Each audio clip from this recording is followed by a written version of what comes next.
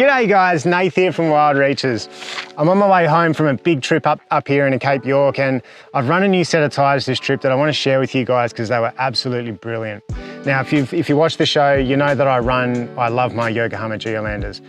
I've run almost every set of their range, from the G003s, the G005s, like the whole lot, and I really rate them. But this trip I ran the X-ATs and they were exceptional. So I want to talk to you about three things. Firstly is safety. I was the first on scene yesterday to an accident. A vehicle going 100 k's an hour rolled several times down the road. And the reason for it was they blew their front driver's side tyre. And it really got me thinking that all of us, if you're doing these sort of kilometres, you're out here in the Australian outback, it's very dangerous. The most important thing are your tyres. It's the one thing, or the first thing between you and the road, so put your money into quality tyres like Yokohama's. I can't recommend that highly enough after seeing what I saw yesterday. Number two is the appearance. Yokohama Geolandars have this very square, up and down, real tough, aggressive look, which really suits my 79 series Land Cruiser. I love them. I absolutely love that look. And it goes across their whole range. X-ATs are no exception. They look aggressive and tough. And number three is practicality, the usefulness of these tyres. Now, like I say, I've run them all, and the X-ATs seem to be good in every application. So this trip I've done thousands of kilometres on the bitumen, and they were very quiet. They were definitely the quietest of all the, actually I've had the all-terrains as well, the full all-terrains, but these were just as quiet. These were, you just don't hear them. They're great tyres for highway use. I did a lot of kilometres in soft sand, and like all tyres, you let your tyre pressures down, your vehicle's gonna come alive basically. So one part through some very soft sand along this riverbank in the Cape, I didn't see it coming. I had my tyres on about 45 PSI and the truck was working hard. I thought I was gonna get stuck, but I didn't. I just made it to the other end, and then I dropped my tyre pressures right down with my tail between my legs. Put the boat in and everything, and on the way out, I had my tyres down on about 19 PSI, which is quite low for the amount of weight I have on the back here, but they bellowed right out and it had this big footprint and it just crawled through like a tank. Absolutely amazing.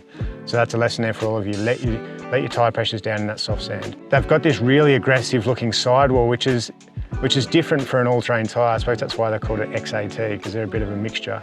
Now, the aggressive sidewall works a couple of ways. If you're gonna let your tyre pressures down through some rocky kind of escarpment country, which I did a little bit of this trip, it's gonna give you that nice wide footprint, but the aggressive sidewall gives you that extra traction and protects your sidewalls. So when your footprint gets bigger, you've got more traction there, but you're not gonna rip it open on a rock.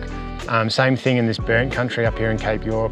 The indigenous tribes burn certain areas every year and throughout the year, and I'm quite often cutting through there with the locals, and there's lots of like stakes, you know, like fallen trees that have been burnt. They get these sharp edges, get really, really hard from the fire, and they're terrible for staking tyres. That extra sidewall protection really comes into its own out there.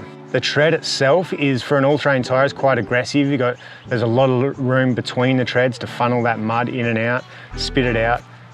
So for an all-terrain tyre or X-AT tyre that are nice and quiet on the highway, on the bitumen, they're still very aggressive in the mud, in the soft sand, and like I say, this trip I covered it all and I was extremely impressed. So I've had the full range of the Yokohama Geolandar tyres, right? And I'd recommend all of them. I love them all. They all have their place.